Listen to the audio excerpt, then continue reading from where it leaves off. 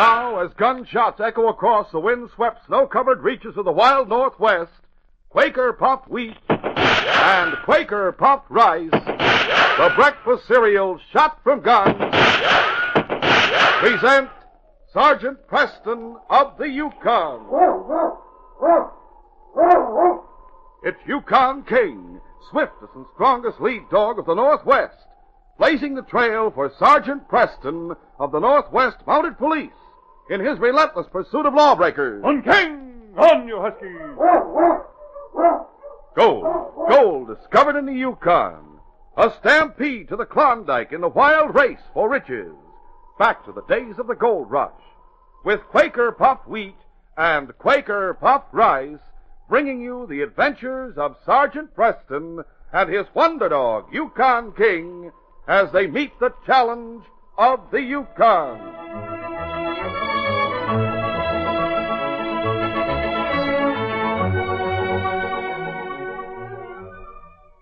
There's no one that can make a better cereal than Quaker puffed wheat. It's neat. And when you hear that shootin', you're darn tootin'. The Quaker makes the ones shot from guns. And the ones shot from guns give you something important. Yes, listen to this if you want to have the kind of stamina that Sergeant Preston has. The stamina that pulls him through his rugged Yukon adventures. Both Quaker puffed wheat and Quaker puffed rice give you added food values of restored natural grain amounts of vitamin B1, niacin, and iron. So for the nourishing treat that can't be beat, eat delicious Quaker puffed rice and Quaker puffed wheat.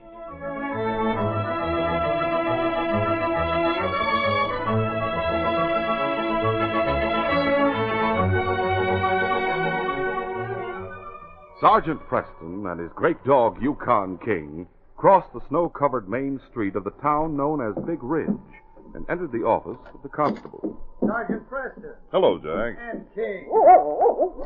I'm glad to see you. Just arrived in town? I arrived last night. Well, you did.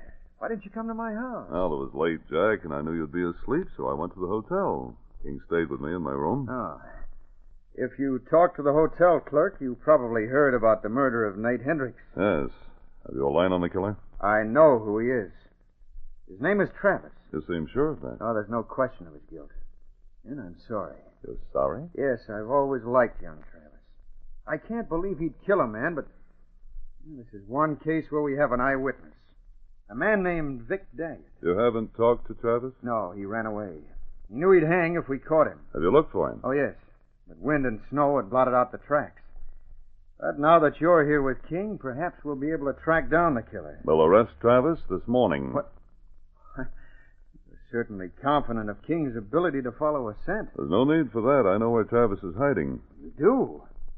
Well, how do you know? The waitress in the hotel told me where to find him. Mildred Taylor? Yes.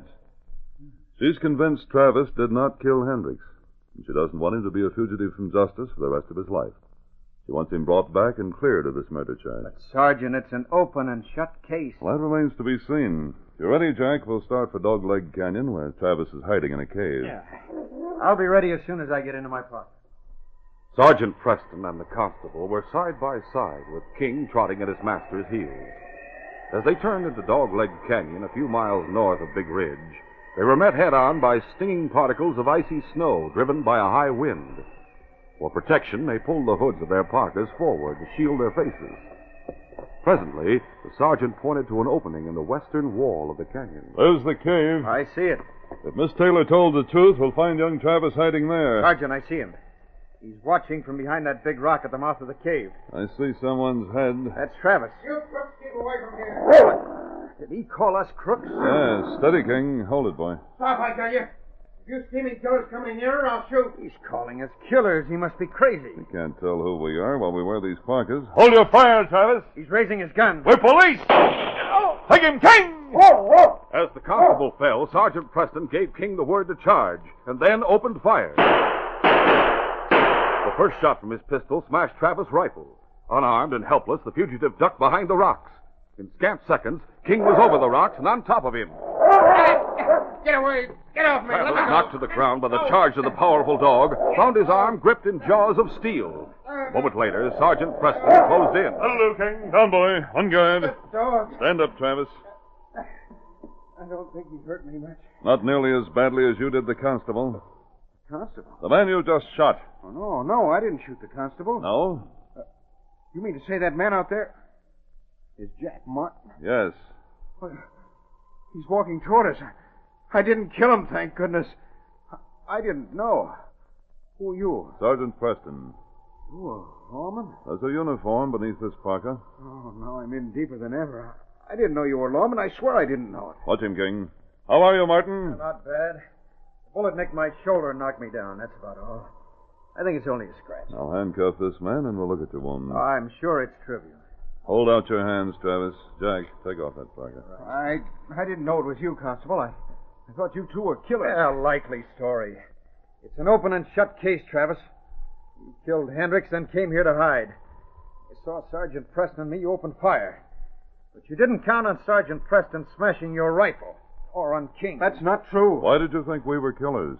I thought the constable was someone else. Oh, you did, huh? Hold still, Jack. I'm trying to dress your wound.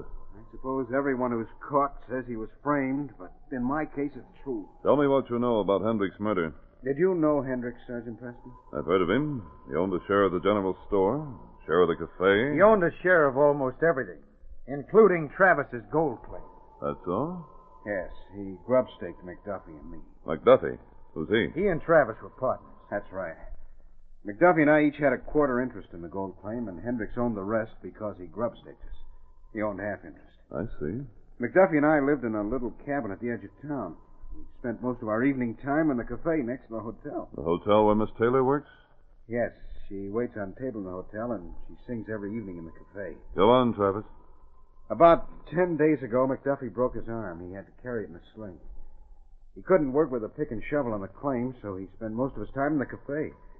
Hendricks saw him there every day and thought he was shirking his work.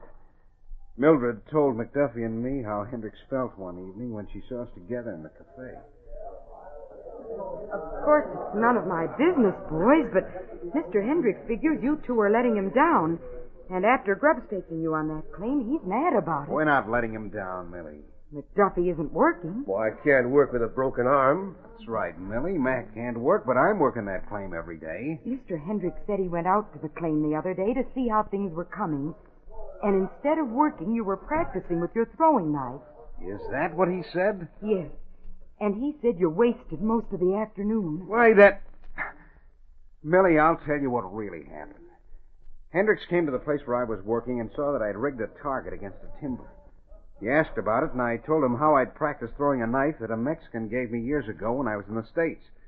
Hendricks was interested, so I showed him how to hold the knife and how to throw it. We did waste a lot of time, but only because he wanted to. He said you're an expert with the knife, and you couldn't be so good unless you spent all your time practicing. Millie, the next time you see Hendricks, tell him not to worry. We're working the claim. Oh, he just came into the cafe. Yeah, he sees us. He's coming over to the table. Well, wasting more time, huh? Hello, Hendricks. We're not wasting time, Hendricks. I can't work in the claim at night. Sit down, Mr. Hendricks. Thanks. You two may as well know that I'm tired of the way you waste time. But I financed you with the understanding that half the claim was mine and the other half was divided between you two. You were to do the work, but you're not doing it. You think I broke my arm on purpose? Travis should be working. I'm working every day. You can't do a day's work without a good night's sleep. Right now, you should be in bed. But Hendricks... You listen to me. If that claim doesn't start to pay off by the first of the month, you're through. Both of you. Oh. What do you mean? Read our agreement. I reserve the right to cancel the agreement and take over the property lock, stock, and barrel if you didn't strike pay dirt by the first of the month. But you promised to give us all the time we needed. You said that deadline was just a matter of 4. I didn't suspect you'd fritter away your time. You've heard my ultimatum. Now you'd better get to work. Hendricks left the cafe. And Mac and I looked over our copy of the agreement. It was legal. Hendricks could take over on the first of the month unless we hit pay dirt. I knew we'd find the real pay dirt sooner or later, but hardly by the first of the month. You see, Sergeant, there was a strong motive for the murder of Hendricks. Go on with your story, Travis. What do you know about the murder? Well, Hendricks left the cafe, and I left a few minutes later. McDuffie stayed there to talk to Millie Taylor. I went to our shack and went to sleep. I woke up with McDuffie shaking me by the shoulder. He was mighty excited. Wake up. Wake up, Travis, you doggone fool. Mac, what's the matter? You fool. Why did you kill Hendricks? What's that? Kill Hendricks? Yes, and why'd you use that throwing knife? Of all the stupid... throwing knife? Especially with Vic Daggett as an eyewitness to the murder. I didn't kill anyone. Came straight home from the cafe and went to bed. My throwing knife is It was there on the table, but now it's gone. Someone took it. Travis, there's no need to lie to me. I'll take care of Daggett. I'll pay him to keep his mouth shut. But you'd better leave town, go into hiding. Me? Hiding? But I didn't do anything. I didn't kill Hendricks. If the law catches you, you'll hang. I'll pack grub and blankets for you while you dress. Go hide in a cave in Dog Leg Canyon. I'll be in touch with you. Hurry now. Pull on some clothes and get moving. I didn't know what to do. I was confused. I realized that if McDuffie thought I'd killed Hendricks, everyone else would think the same. There was no time to ask questions, so I cleared out. Jack, was Hendricks killed by Travis' knife? Yes. It was found in the body. Someone took it from our cabin while I slept. I tell you, I was framed for the murder of Hendricks, and I know who framed me. You do? Yes. That's why I shot at the constable. We'll continue our adventure in just a moment.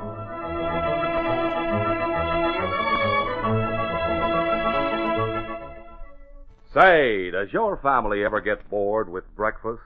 Well, if they do, here's a treat to perk up appetites. Pour out heaping bowlfuls of taste-tempting Quaker puffed wheat or Quaker puffed rice, the ones shot from guns. Cover 'em with milk or thick, rich yellow cream and chilled fruit or sliced bananas. Ah, there's a breakfast dish the whole family will always enjoy. Serve it tomorrow morning. Delicious, crisp, tender Quaker puffed wheat or Quaker puffed rice. And listen, fellas and girls, have a pencil and paper ready. You'll need it for the exciting surprise at the end of the program.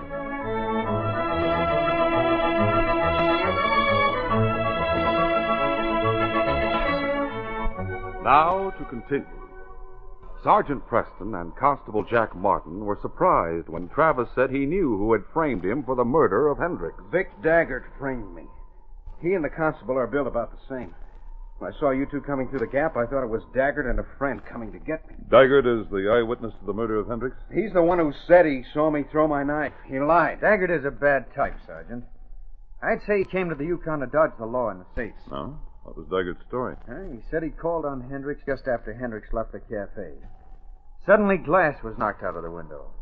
He looked up and saw Travis throw his knife straight across the room. It went into Hendricks' heart. Daggett rushed to the window and saw you, Travis, running away. But that's not true, Constable. Daggett has hated me ever since I knocked him down for molesting Miss Taylor. He swore he'd get even with me, and this is his way of doing it. You think I'd be stupid enough to use my own knife to kill Hendricks before a witness? A man who's stupid enough to commit murder is stupid enough to do anything. We'd better get back to town. Yes, sir. You'll be locked up on the strength of the evidence, Travis. It will make a complete investigation, and you'll have a fair trial. With Daggett testifying as an eyewitness? I intend to talk to Daggett. Just one thing. How do you know where to find me? Mildred Taylor doesn't believe you're a killer. She doesn't want you to remain a fugitive. She asked me to bring it back. Oh. I suppose Mac told her where I was hiding. She's sure that the truth will clear you. Now let's start to town. Yeah, to town and to jail. The short day had ended, and darkness had fallen by the time Travis had been locked in jail. And then Sergeant Preston and King accompanied Jack Martin home for a splendid dinner cooked by the constable's good-natured housekeeper. Have you had enough to eat, Sergeant? Indeed I have. It was a wonderful meal. Mrs. O'Doyle, the best cook in the Yukon. And that's the thing a woman loves to hear. It makes housekeeping a pleasure when there's a kind word once in a while. Now, here's a fresh pot of tea for you. And here's a bone, Sergeant Preston. A special one for that beautiful dog. Oh, I'll give it to him. Look at this, King. Say thanks. You're welcome, King. Oh, Mrs. O'Doyle, you'll have to set up a meal for the man we're holding in jail. Yes, I know. I have potatoes boiling. It'll be a little while before they're ready. Good. I'll take the meal to the jail when it's set. Jack, I'm going to call on Daggett now. You know where he lives? Yes. You want me to go with you? No, I'd rather go alone. The longer I consider what Travis told me, the more I'm convinced that Daggett lied. Look at King. He sees you putting on your parka. You stay here, King. I'll not need you this time, boy. I'll be back soon. See you later, Jack. Vic Daggett was alone in his one-room cabin when Sergeant Preston rapped on the door, then walked in. Hello, Daggett. Oh, Sergeant Preston. Sit down, Daggett. I want to talk to you. About what? The constable told me you were with Hendricks when he was killed. Yeah, that's right. Hendricks had a glass window in his house. Travis smashed the window and then threw his knife at Hendricks. You saw him? Yeah, I ran to the window and I saw him running away. Why didn't you go after him? Well, I stayed with Hendricks to see if there was anything I could do. Daggett, I think you lie. What? On my way here, I stopped to examine the scene of the crime, Hendricks' home. I saw the broken window. It happens that Hendricks' house rests on a high foundation, so the window's unusually far above the ground. Anyone outside would have to stand on tiptoe to see into the room. It would be very difficult to throw a knife accurately through that window. Furthermore, I found broken glass outside the window, which indicates the glass was broken from inside the room. I don't know anything about that. I told the constable what I saw. Daggett, you overlooked something else. If the knife had been thrown, it would have entered Hendricks' body on a horizontal line, not on a downward slant. I think the doctor's testimony will show someone held that knife. No. By your own testimony, you were the only one in Hendricks' house, so you must have held it. Well, you can't say I killed Hendricks. I didn't do it, I tell you. I swear I didn't. Then you may hang for the man who did. The doctor will testify to the nature of the fatal wound. No, listen, Sergeant. Hendricks was stabbed. The knife was held, not thrown. You framed Travis, and you'll hang for it. But I tell you, I didn't kill Hendricks. Who did? I don't know. Who did? Let go of me. Let's have it, Daggett. Let's have the truth. I'll talk. It was Mac. Travis' partner? Yeah, it was McDuffie. He asked me to go with him to talk to Hendricks. He said it was just a business deal and he wanted a witness. I didn't know he intended to commit a murder. He stood talking to Hendricks and he was showing Hendricks the knife which he had in his left hand. Then without warning he stabbed Hendricks. I couldn't do anything about it. Hendricks was dead before he hit the floor. Then McDuffie told me I should help him frame Travis. He said if I didn't help him, he'd see that I was charged with a murder. You might have told the constable the truth. Sergeant, I knew how I stood. I knew that with my past record in the States, a jury'd be mighty quick to believe that I helped kill Hendricks. I knew I was in a bad spot, and, well, I knew that no one would believe that I couldn't have stopped a one-armed man from committing a murder. Didn't McDuffie offer you cash to swear to false testimony? Well, yeah, he did. He said he'd be the sole owner of the gold claim with Hendricks and Travis out of the way. And he promised to give me a share. What about the window? Well, I smashed it. From the inside? Yeah, that was dumb. I should have gone outside to smash it so the glass would be inside. Come on, Daggett. I'll take you to jail and go after McDuffie. You're not going anywhere, Preston. McDuffie. Get him up, Preston. And don't go for your gun. Oh, Mac, the Mountie knows the truth. Yeah, it's a good thing I came here. Preston, you'll have to die. But, Mac, it's suicide to kill a Mountie. Take it easy, Daggett. Travis will be charged with a murder. You can't frame Travis this time, McDuffie. He has an alibi. He's in jail. Oh, no, he isn't. I broke the lock on the jail so he could get out. Right now, he's on his way to our cabin to get a gun. He thinks he's going to meet me here to get the truth out of Vic Daggett. Well, he'll get here just in time to get the blame for shooting you, Preston. Sergeant Preston knew that it would be foolhardy to reach for his gun while McDuffie had him covered from the rear. He decided to mark time and wait in the hope that a break might come. In the meantime, Constable Martin was on his way to the jail with a meal prepared by Mrs. O'Doyle. King trotted at his side. At the door, the constable paused. This lock is busted. Travis is gone. King, the prisoner's escaped. I don't know how he broke that lock, but that's what's been done, boy. King, maybe you only take orders from Preston, but I'm sure hoping you'll help me follow the trail. Here, boy.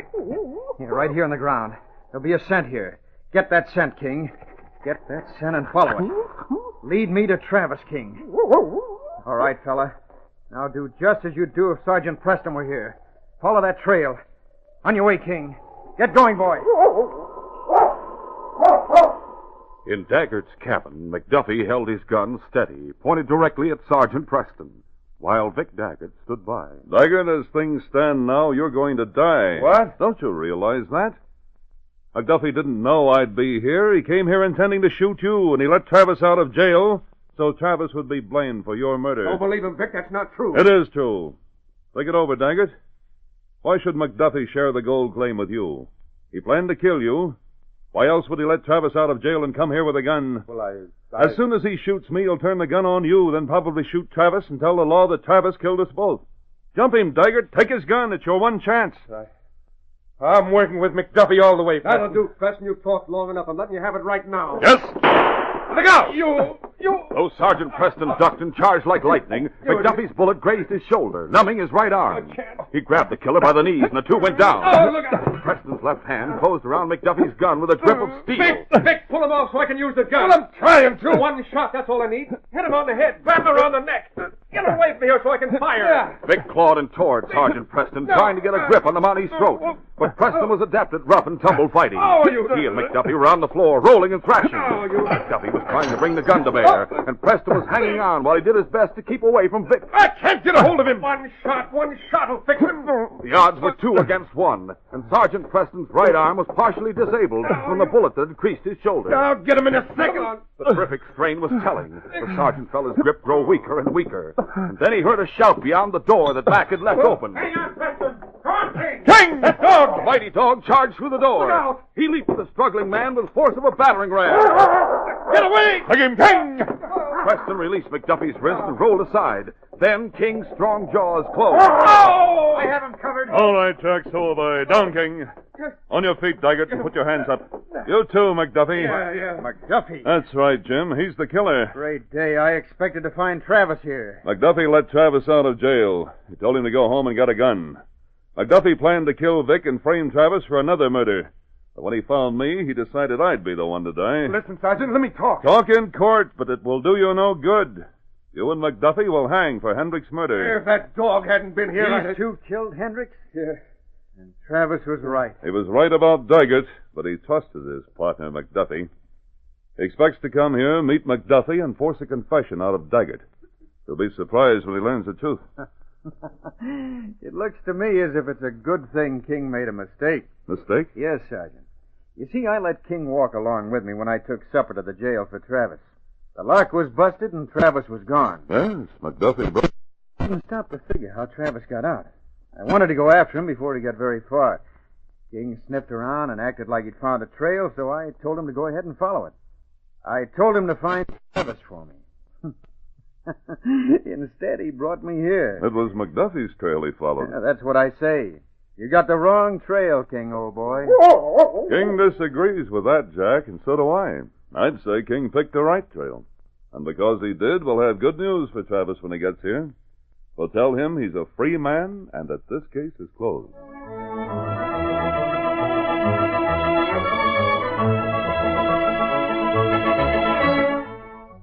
We'll return in just a moment with a word about our next exciting adventure. But first, here is Sergeant Preston. Now, boys and girls, get ready for some exciting news. Let's join our old friend Gabby Hayes and hear about it. Please tell us, Gabby. Go ahead. What is it, Gabby? Simmer down. I'll tell you. But first, do you see this hat I'm wearing? Yeah. I've always wondered where you got that keen, beat-up looking hat. It's really different. I'd give anything to have a hat like yours, Gabby. Me, too. Bet there isn't another hat like it in the whole world. Well, that's just it. Everybody keeps saying the same thing about this hat of mine. Where did you ever get that hat? Never saw a hat like it in my life. And that's the truth. There ain't none. So I decided to spring a surprise on all you buckaroos, radio listeners, movie-goers, televisionary fans, and everybody. I've got some hats made like mine up special for all my friends. Oh, boy, isn't that swell? All the kids will want them. You're darn tootin'. If you've always been itching to get your hands on a hat like mine and wear it yourself, well, here's your big chance. It's like the hat I always wear in my Western movies and on my televisionary programs. I brought some along for you to see for yourself. Jiminy, it's just like yours, Gabby. Let me put mine on right away. Me too. Now, all you buckaroos better hurry to get your hat. From the looks of things, they're going like hotcakes. And I only got a set number made, so don't be left out. Hustle up. It's first come, first served. Say, fellas and girls, thousands will be ganging up to get a Gabby Hayes prospector's hat. Remember, there isn't any other hat in the whole world like it. It has that same jagged look to the brim, that same jaunty angle straight up from your forehead, a cord under your chin with a hitch to hold it tight. And listen, this Gabby Hayes Prospector's hat isn't paper or flimsy stuff. It's made of real good quality soft wool felt. And I mean 100% wool felt. Why, you might think this hat would cost $2 or $3, but it's yours for only 75 cents. And one box top from a package of delicious Quaker puffed wheat or Quaker puffed rice. If you don't agree this hat is worth every penny you paid, return it, and we will gladly refund your money plus postage. Imagine a real hat of soft 100% wool felt for only 75 cents in coin. Think of what a wonderful Christmas present this hat will be for you and for your special friends. It comes in 3 sizes to fit every boy and girl. Now, I'll bet you don't know your head size. Well, just for fun, first take a guess, and then see how close you are. All you do is put a tape measure or strip of paper around your head at the forehead. Now, go ahead and do it right now, and then make a note of the exact number of inches, even to 1/8 of an inch, and send this measurement with your order. We'll send you the size closest to your measurement. Remember, send your name and address with 75 cents in coin and one box top from a package of swell-tasting Quaker puffed rice or Quaker puffed wheat. Send to Hat, Box L, Chicago 77, Illinois. Now, don't wait. Send now, tonight, and Gabby will see that you get a Gabby Hayes Prospector's hat just like his. Send to Hat, H-A-T, Hat, Box L, Chicago 77, Illinois. And don't forget your measurement.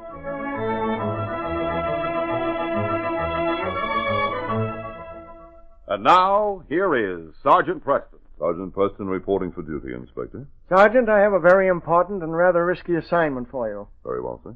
George Acton, a young chemist who was living in Selkirk, disappeared from there with his wife and child about a month ago.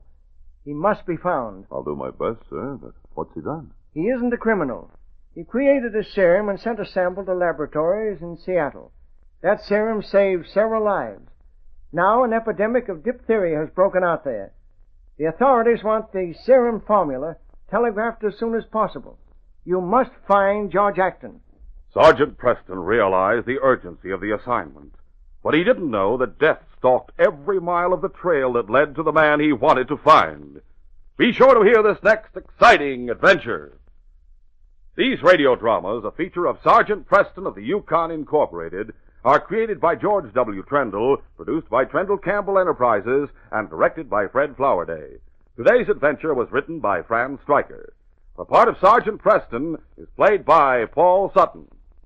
Sergeant Preston of the Yukon is brought to you every Tuesday and Thursday at this same time by Quaker Puffed Wheat and Quaker Puffed Rice, the breakfast cereal shot from guns.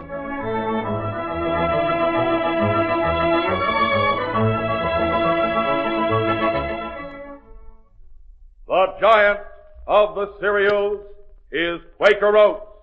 Delicious, nutritious, makes you feel ambitious. The giant of the cereals is Quaker Oats. Yes, fellas and girls, if you want to grow big and strong, eat Quaker Oats often. You get more strength, more energy from oatmeal than from any other whole grain cereal. So tomorrow, start eating delicious Quaker Oats, the giant of the cereals. Quaker and Mother's Oats are the same.